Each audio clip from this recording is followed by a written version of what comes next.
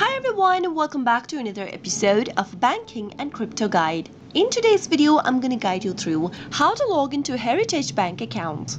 If you want to get access to your online banking account right from your computer or your mobile devices, then keep watching the video till the end. Don't forget to subscribe to our channel if you've not yet. Also press the notification bell icon so that YouTube will notify you whenever we post a new video. Open up your web browser to begin. Once you open up the web browser of your choice, go to the address field at the top of the screen and type in www.heritage.com.au and press enter on your keyboard. You'll be taken to the official website of Heritage Bank, which looks like this. Go to the top right hand corner and you'll be able to see the login button. Give it a click in order to end up in the sign in area. Type in your member number in the first text box that appears on the display. Once you do that, head over to the next field and type in your password. While typing in your password, make sure that you are typing it in correct. After you are done typing in your information is correct and you'd like to log into your account, you can click on the login button. But in case you've forgotten your member number